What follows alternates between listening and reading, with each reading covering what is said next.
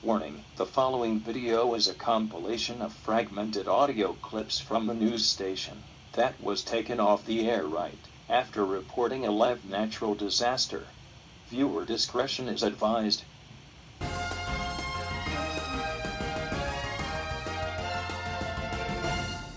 Welcome back to Real News News Station. I'm your host Hankerman, and today we've got an inside scoop of a real-life earthquake.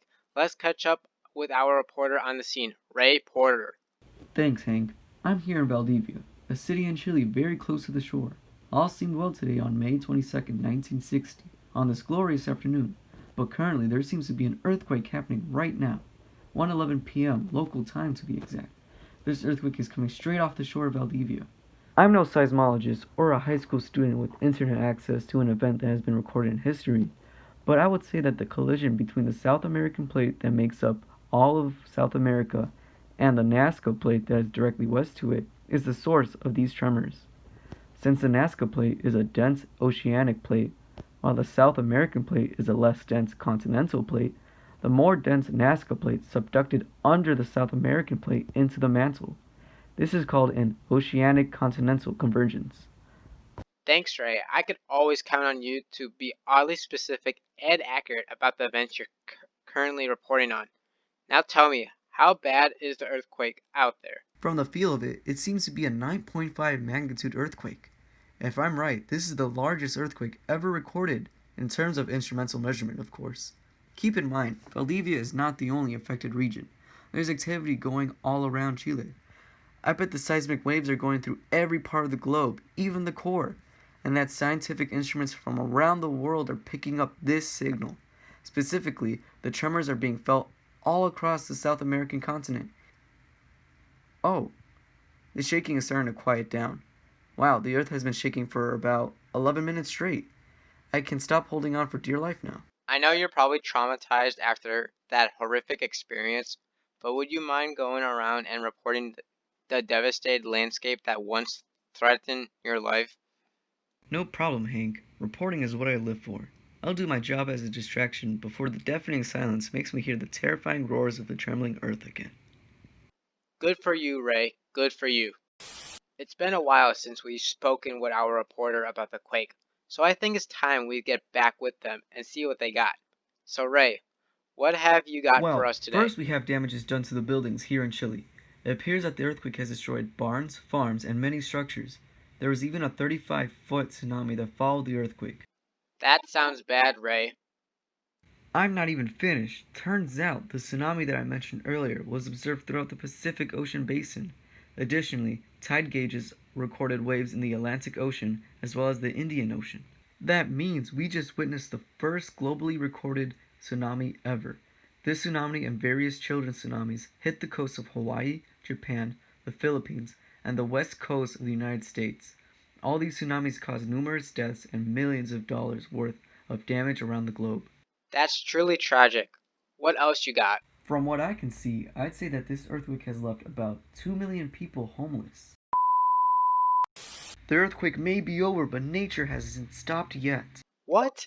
What is that supposed to mean? Only been a couple days after the earthquake, and natural disasters such as massive landslides, violent volcanic eruptions, and extensive dislocations of the land surface keep threatening the region. Certain rockfalls and landslides in the Andes have even formed an actual lake on the Rio San Pedro.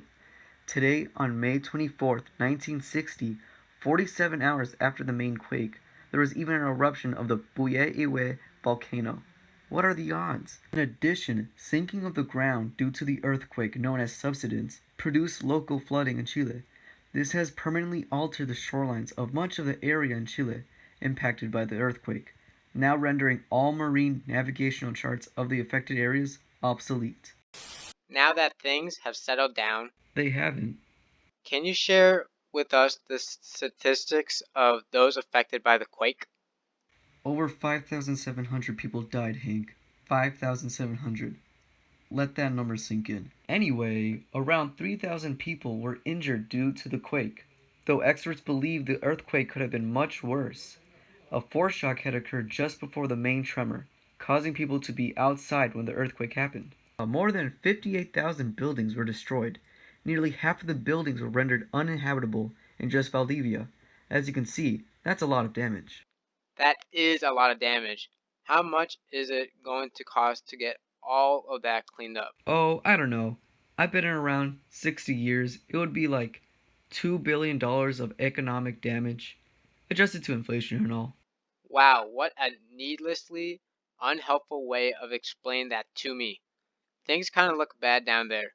Is there any hope for repair at all? Well, the Chilean government has already asked the American leadership for assistance, including hospital and medical aid. Conveniently, it is now tomorrow, so in which case, May 25th. 61 nurses were airlifted to Chile to aid the victims. Chilean relief workers, army nurses, and other staff have established a tent city and field kitchen for those Chileans who lost their homes. They established a clinic and are treating Chileans for infections and minor injuries. Many people who survived used debris from the earthquake to make homes and gathered anything that could be of help. Soon the government will help out with larger debris. It wouldn't be unlikely for repairs and cleanup to still be going on in the next 60 years. In fact, I bet in 5 years that the global extent of this tsunami will lead to the creation of the Pacific Tsunami Warning and Mitigation System that will forecast wave heights and arrival times of tsunamis as they cross the ocean. You have quite the imagination, Ray. Before we wrap up this news segment, are there any survivors you could get to share their traumatic experience and perspective? One isn't enough, is it? Well, you're lucky I took 4 years of Spanish in high school. I'll be right back. Ajá. Disculpa, joven. Uh-huh. Okay. Gracias. I just spoke with an 8-year-old boy by the name of Sergio Barrientos. He says that the rumbling started on the afternoon of May 22nd, 1960. He was walking down a street in his hometown in southern Chile when the ground started to shake. He remembers electrical wires swinging from the telephone poles so violently that they slapped each other from opposite sides of the street. At the same time, I saw some of the chimneys falling down through the roofs of the houses, says the boy.